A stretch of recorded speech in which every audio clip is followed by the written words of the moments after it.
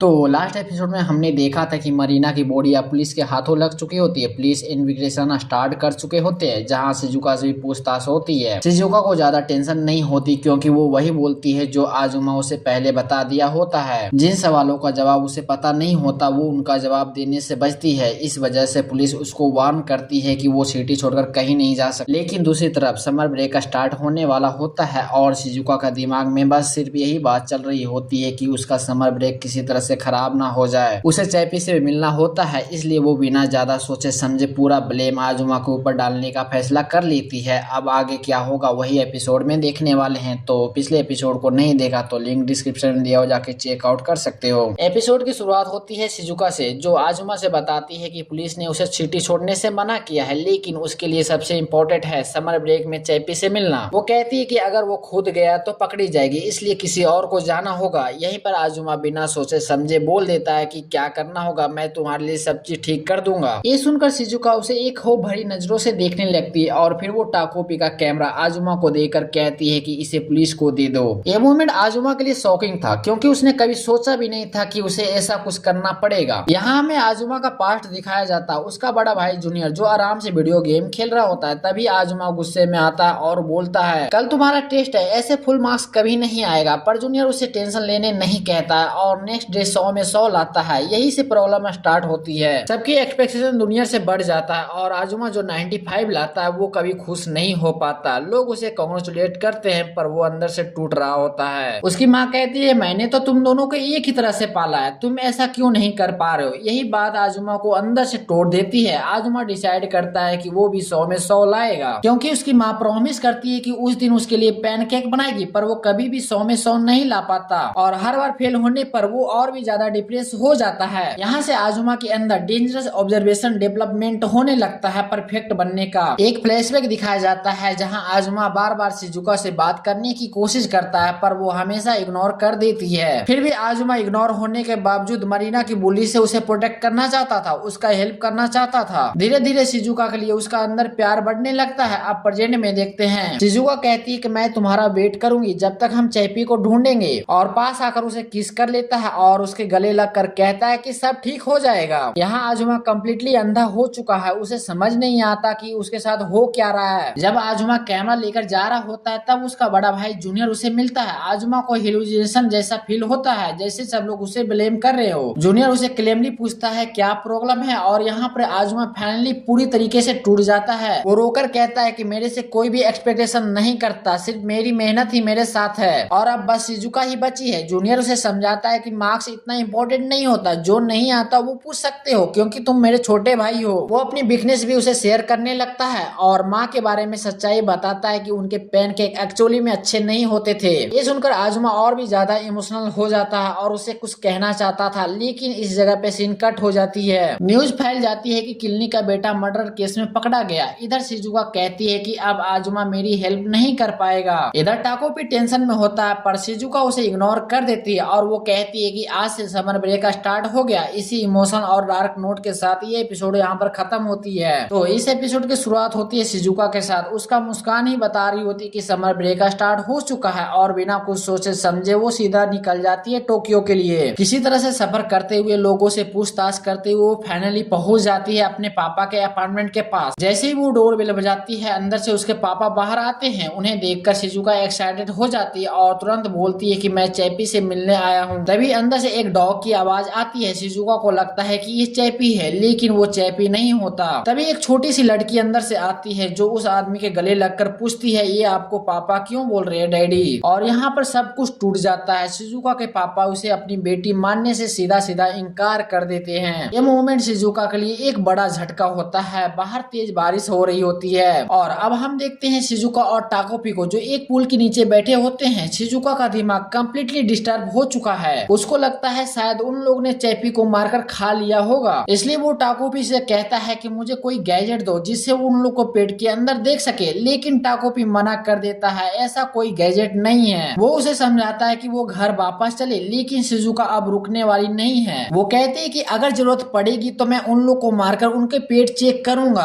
अब टाकोपी उसे रोकने की कोशिश करता है लेकिन शिजुका उस पर ही अटैक कर देती है। ये देखकर टाकोपी शॉक हो जाता है और इस मोमेंट को देखकर उसे कुछ याद आता है फ्यूचर का एक सीन। अब स्टोरी शिफ्ट होती है फ्यूचर में, जहाँ हम देखते हैं मरीना को, उसके फेस पे एक अस्कार होता है और सब लोग उससे डरते हैं। वो किसी से बात नहीं करती, बिल्कुल अकेली हो चुकी होती है। उसके पापा भी उन्हें छोड़कर जा चुके होते हैं और उसकी माँ डिप्रेशन में रहती है। फिर भी मरीना पूरी कोशिश करती है कि किसी तरह से वो अपनी माँ को खुश रखे। इसी वक्त टाकोपी उसकी लाइफ में आता है और धीरे धीरे उससे दोस्ती हो जाता है। इसी सीन के साथ ये एपिसोड यहाँ पर खत्म होती है।